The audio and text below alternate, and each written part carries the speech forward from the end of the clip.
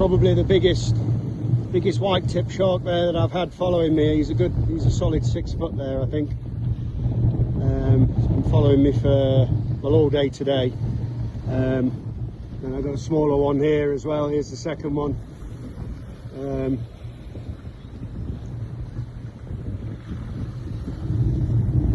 Good surfers, pair of them, great surfers, really fascinating to watch.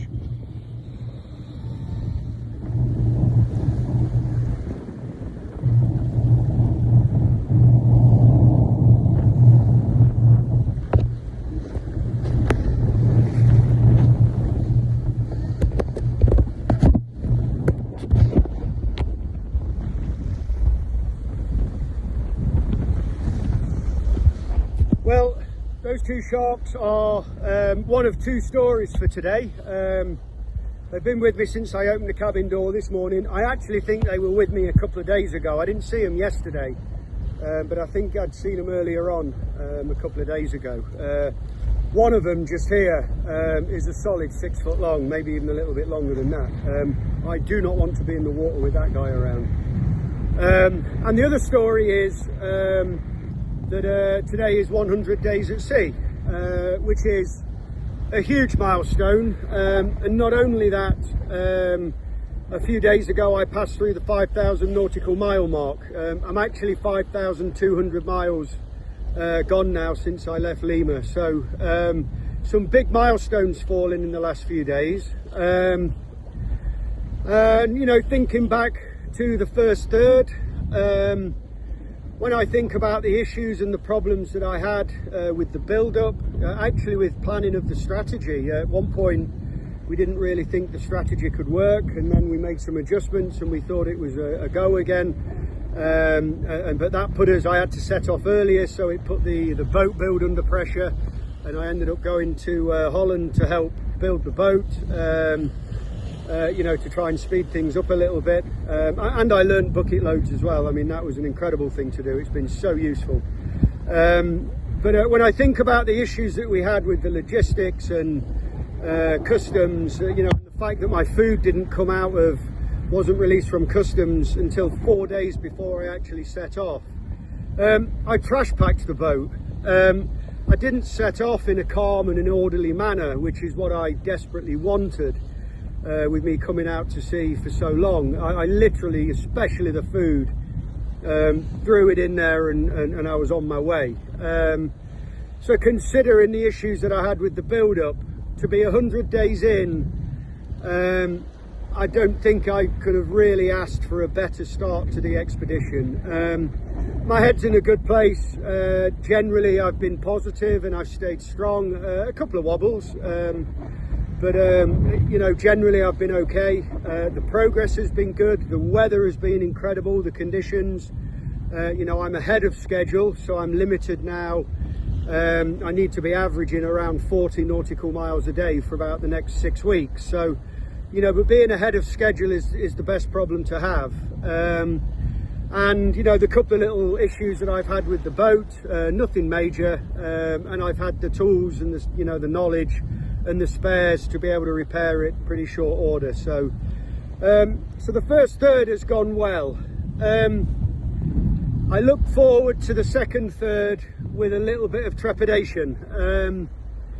When I've done long expeditions before, generally what I've found is the first third, everything's exciting, everything's new, and you kind of get through the first third on enthusiasm.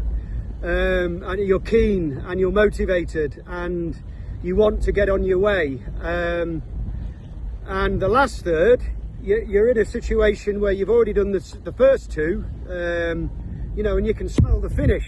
You're past halfway, you're counting down, and you can start to smell the finish when you get to the last third. And it's quite often the middle bit that's difficult. So I am a little bit worried about the middle third.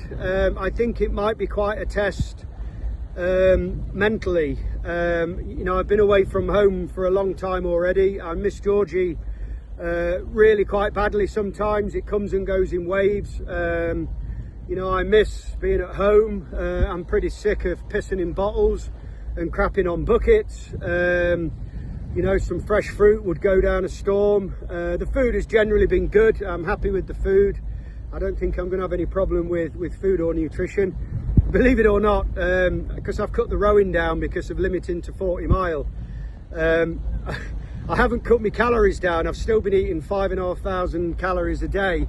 And my harness, I noticed, was a little bit tight a couple of days ago, so I've actually put some weight on. So I think that's two firsts for an ocean rower. One is to have to slow down, and two is that I'm putting weight on. So it's been quite a groundbreaking expedition already. Yeah, looking forward, that middle third may well be difficult.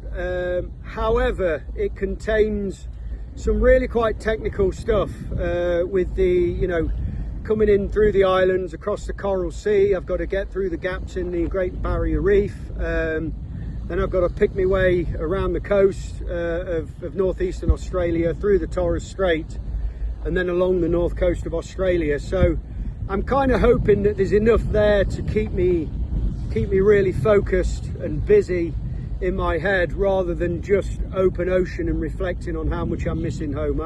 I actually hope that the technical element of the middle third helps me rather than hinders me.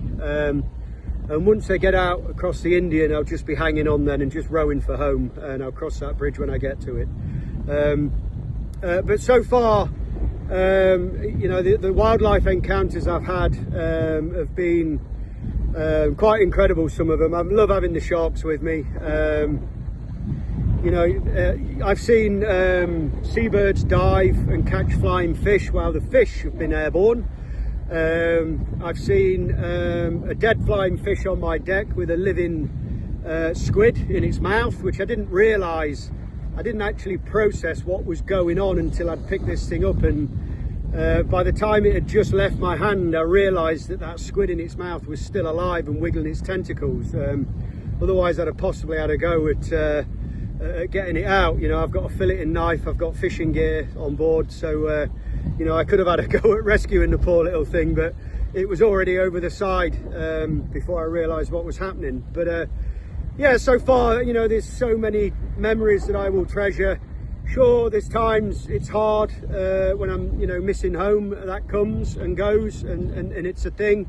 But there are also large times, or large periods of time, where I feel that it's just an absolute privilege being out here, and I wouldn't change anything for the world. So a mixture of feelings going forward, but generally everything is positive. 100 days at sea, and all good on Billy No Mates. Dinger out.